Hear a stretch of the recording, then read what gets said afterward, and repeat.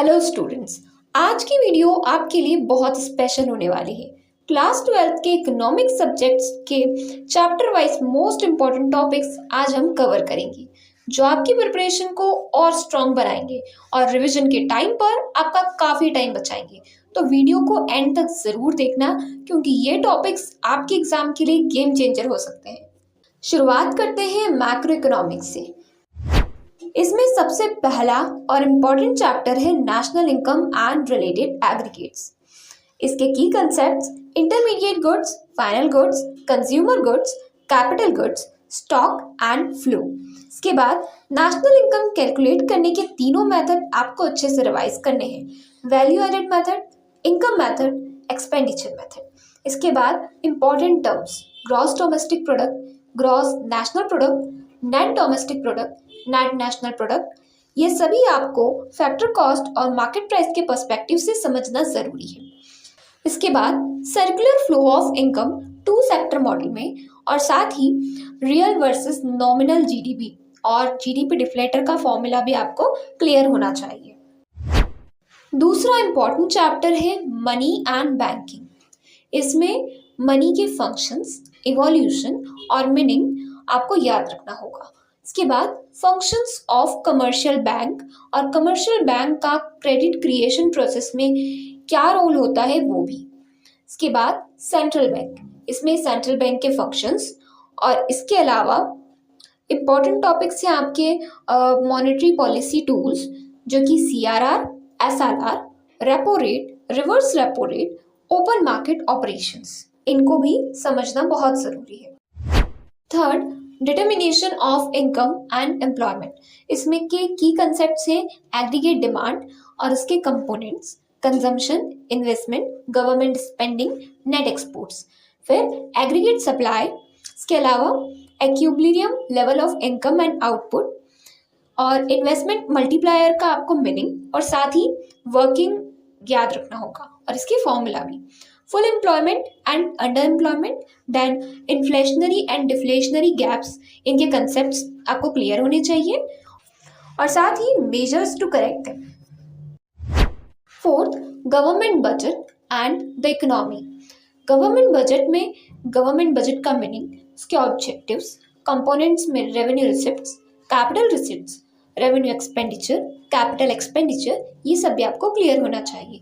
Deficits में physical deficit, revenue deficit, primary deficit, ये सब क्लियर होना चाहिए। फिजिकल पॉलिसी में इसका मीनिंग, इसके ऑब्जेक्टिव्स और कौन कौन से इंस्ट्रूमेंट्स हैं, उन्हें भी आपको ध्यान रखना होगा। Next, balance of payments. इसमें फॉरेन एक्सचेंज का meaning and types of exchange rates, fixed, flexible, managed, floating. Then determination of exchange rate, demand and supply framework. इसके बाद आपको बैलेंस ऑफ पेमेंट्स का मीनिंग और उसके कंपोनेंट्स क्लियर होना चाहिए। करंट अकाउंट और कैपिटल अकाउंट का डिफरेंस अच्छे से समझना होगा। साथ ही deficit and surplus in BOP, इनमें क्या सिचुएशंस होती है, यह भी आपको ध्यान रखना होगा। इसके बाद आपकी next book Indian economic development. First, Indian economy on the eve of independence. इसमें state of the economy during the British rule, ये आपको ध्यान रखना है। एग्रीकल्चर कैसा था, low productivity, dependency and stagnation. Industry में lack of industrialisation and decline of handicraft. Foreign trade कैसा था, export of raw materials, import of finished goods. साथ ही आपको ध्यान रखना होगा demographic profile, high birth rate, high death rate, low literacy rate. Then economic exploitation by the Britishers के impact का नेगेटिव एंड पॉजिटिव दोनों पार्ट भी आपको अच्छे से ध्यान रखना होगा। Second, Indian economy 1950 to 1990। इसमें सबसे पहले आपको 5 ईयर प्लान्स के ऑब्जेक्टिव्स पता होना चाहिए। गोल्स ऑफ 5 ईयर प्लान क्या थी? Growth, modernisation, self reliance, equity. इसके बाद एग्रीकल्चर में लैंड रिफॉर्म्स को ध्यान रखना होगा। ग्रीन रिवॉल्यूशन के फीचर्स, इम्पैक्ट्स और लिमिटेशंस भी ध्यान रखना होगा। इंडस्ट्री में इंपॉर्टेंस ऑफ इंडस्ट्रियल डेवलपमेंट। इसके बाद पब्लिक सेक्टर का क्या रोल था, और साथ ही इंडस्ट्रियल लाइसेंसिंग पॉलिसी क्या थी। ट्रेड पॉलिसी में आपको इंपोर्ट सब्स्टिट्यूशन भी ध्यान रखना होगा। Third, liberalisation, privatisation and globalisation, economic reforms since 1991। इस चैप्टर में सबसे पहले रीजंस फॉर इकोनॉमिक रिफॉर्म्स, आखिर क्या रीजन थे। इसके बाद फीचर्स ऑफ इकोनॉमिक रिफॉर्म्स, आपको तीनों पता होना चाहिए, लिबरलाइजेशन के बारे में, प्राइवेटाइजेशन के बारे में, ग्लोबलाइजेशन के बारे में। इसके बाद इम्पैक्ट ऑफ रिफॉर्म्स क्या रहा, पॉजिटिव एंड नेगेटिव, दोनों पर्सपेक्टिव आपको क्लियर होना चाहिए। इसके बाद role of World Trade Organization in India क्या था, ये भी आपको अच्छे से पता होना चाहिए। इस चैप्टर में से mainly case study type questions expected होते हैं, तो आप ध्यान रखिएगा। Next, human capital formation in India. इस चैप्टर में सबसे पहले ह्यूमन कैपिटल का मीनिंग और उसका इंपॉर्टेंस क्या है, ये आपको ध्यान रखना होगा। इसके बाद sources of human capital, education and health, दोनों पर ध्यान देना होगा। रोल ऑफ एजुकेशन क्या था and health in economic development, ये भी आपको पता होना चाहिए। और government initiatives in both education and health sectors, इसमें कुछ पॉलिसीज भी होंगी, वो आपको ध्यान रखना होगा।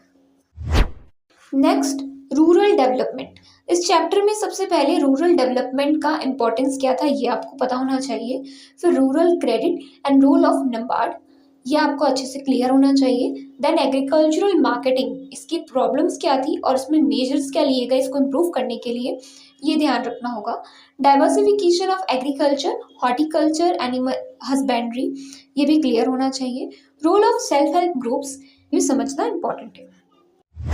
Next, employment growth, informalisation and other issues. इसमें इन्फॉर्मलाइजेशन एंड अदर इश्यूज में types of unemployment, seasonal, disguised, educated etcetera, ये आपको पता होना चाहिए। देन ट्रेंड्स इन एम्प्लॉयमेंट, फॉर्मल और इनफॉर्मल एम्प्लॉयमेंट, दोनों पता होना चाहिए। Government policies to promote employment, तो इसमें आपको पॉलिसीज ध्यान रखना होगा। इन्फॉर्मलाइजेशन ऑफ द वर्कफोर्स, इसके इम्पैक्ट पे भी आपको फोकस करना होगा। Next, environment and sustainable development. इस चैप्टर में सबसे पहले सस्टेनेबल डेवलपमेंट का मीनिंग, ये आपको क्लियर होना चाहिए। Environmental issues, pollution, climate change, global warming, ये पता होना चाहिए। Then strategies for sustainable development, strategies आपको सभी क्लियर होनी चाहिए।